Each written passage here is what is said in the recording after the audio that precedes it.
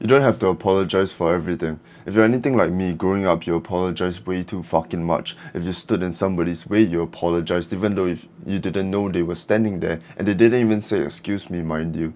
Then after you apologize, they still dare to ignore you and walk past you like you were the one at fault, even though they didn't mention any sort of excuse me or anything like that. I would habitually apologize for basically everything. Whether it's an unintentional mistake, whether it's speaking a little bit too loudly, for everything. You should not need to apologize for 90% of the things you're apologizing for, especially if you're somebody with low self-worth. You start to apologize for really basically anything. And it starts to reinforce you as this position beneath other people, whereby you have to live giving way to other people, otherwise you're somehow a bad person. And this need to be overly considerate stems from some sort of parental trauma. You start to get paranoid that if you are not somebody who is incredibly considerate, if you're not somebody who is ridiculously needless and wantless, you're not going to get love. You're not going to be a good person or somebody who's accepted by other people. And then we start to habitually apologize for everything so that we can kind of soothe that emotion and not risk ourselves being rejected by our environment. But when somebody else, somebody a little bit more competent than you, comes over and tries to be your friend and notices that you apologize for the littlest things, they almost start to take responsibility for you. They almost start to feel like they have to accommodate your weakness. And because of that, they will subconsciously not see you as an equal. If you're starting to notice that you're apologizing for practically everything, you have to be a little bit careful. And we have to habitually conquer this because we're not going to be the leader we want to be. We're not going to make the most wonderful relationships we want to make. We're not going to be able to get the opportunities we want to get if we are somebody who has to apologize for everything. If you're somebody who believes that fundamentally in some way we have to suck up to other people, we have to always move out of the way of other people, and never the other way around. We've almost placed ourselves in this position where we are always trying to impress others, but nobody's trying to impress us. And that's because our level of status and competence is just remarkably low. And we've carried this habitual need to apologize into our daily lives. And because you've played the role of always giving way to other people, you'll start to realize that in your own life, you don't have any strong drive for any endeavor.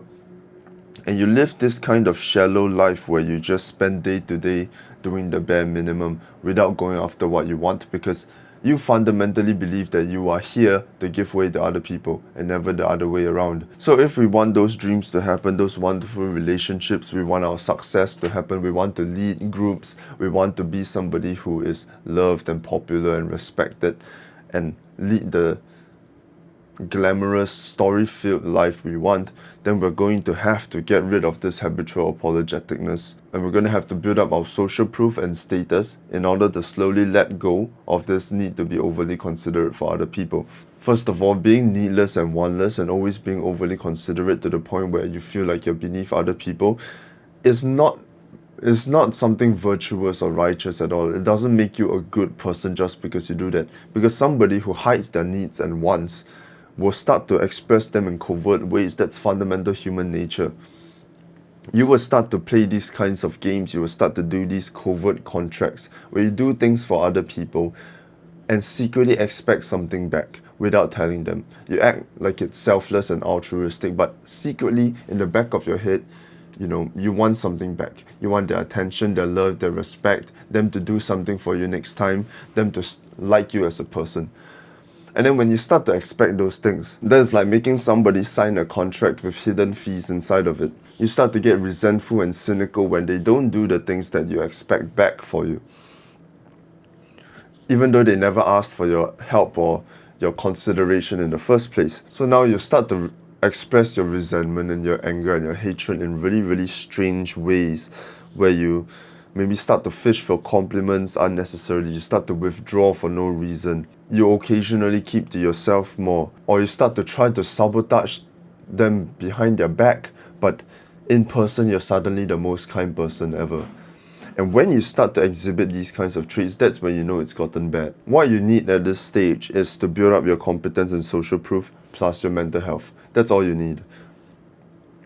And you start doing this, I believe, by putting in action, not even through internal work, Trying to outthink a psychological problem is like trying to out cocaine a cocaine addiction. So you want to sit with yourself and then start taking action in self-investment. And you might be against this, you might feel like it's selfish to spend your time on yourself. But it's actually one of the more selfless things you can do, because when you take that sacrifice, where you commit yourself to something, to a pursuit of higher levels of competence, you are actually becoming a more resourceful person, able to provide more value to other people, no matter what skill you build yourself in, no matter what kind of self-investment you're doing. If you're earning more money, you're going to become more resourceful to be able to help your family, to be able to be generous to the friends around you. If you become more jacked and fit and good looking, you increase your social status, which makes you more socially confident, which makes you more socially confident, which then allows you to bring more people together, to be more willing, since you're less afraid of rejection, to reach out to other people when they need it, to listen to other people because you have more mental capacity to do that. And you just become a much better holistic human being who's way more enjoyable to be around and who is way more healing. His presence is so much more healing. And you're able to inspire people, give people direction, and stand among other people you respect that are also trying to improve their competence, because you're able to fuel them as they fuel you.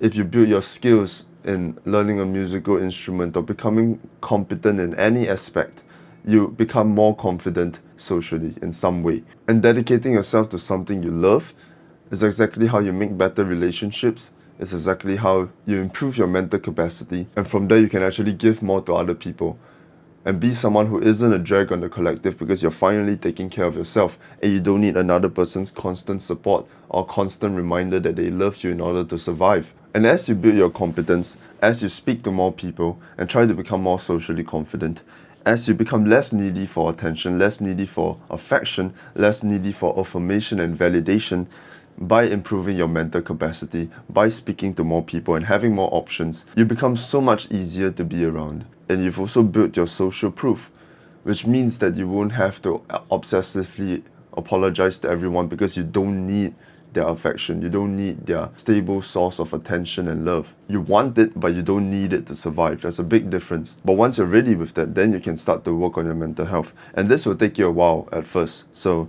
really work on your competence first, and maybe try this after you're a little bit more comfortable with yourself and a little bit more comfortable with the people around you.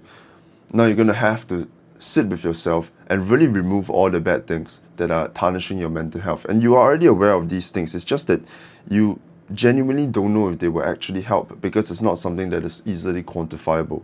And also, you're also way too lazy to remove them, because everybody else around you is still doing these bad habits. Obsessively playing video games, doom scrolling, and watching porn. These sources of dopamine, these sources of instant gratification are terrible for your self-worth and mental health, because they become your vices. They become things that you almost rely on when things get boring or things get hard, and you want to just come back to these bad habits to stimulate yourself so you can continue moving forward. But what you realize is these bad habits, these sources of dopamine, actually takes away from your focus, your mental capacity, how present you are with the people around you, and therefore how much value you can give to the people around you. And that comes in how willing you are to listen, how comfortable in your own skin you feel. These habits make you a lower functional human being. These habits make you slower. These habits makes you more distracted mid-conversation. And when these habits turn into addictions, which they probably already are for you, they will just ruin your relationships in so many terrible ways, because you'll constantly be distracted. You'll never have the mental capacity to sit there and listen to somebody without wanting to put your attention in different areas. And once you're able to remove these things and become a more holistically developed person who is more focused and more present in his conversations, then now you can start adding things like meditation and journaling, which help you to self-analyze, which help you to remain more mindful mid-conversation, which then helps you make better decisions, become more socially confident, have more stories to tell in your life, have more wonderful events come up in your life, more opportunities. And just by doing these things, by improving your competence, social proof, and mental health, you have become so much better of a holistically developed person that you feel so much happier, so much more comfortable in your own skin, the relationships you have are so much stronger. The things you've done for other people are so much more valuable. The things you've done for yourself and the resources you've accumulated as you've started to really focus on yourself, you're just able to have way better relationships, more time to spend with other people, more capacity to listen and stay with other people and be present in the current moment. You feel less sorry for yourself, you feel less resentful, you stop apologizing habitually, you stop thinking of yourself as beneath others, you stop holding on to inferior complexes, you start having habitual negative thoughts that lead you nowhere but into pointless thought cycles trying to rationalize with the situation.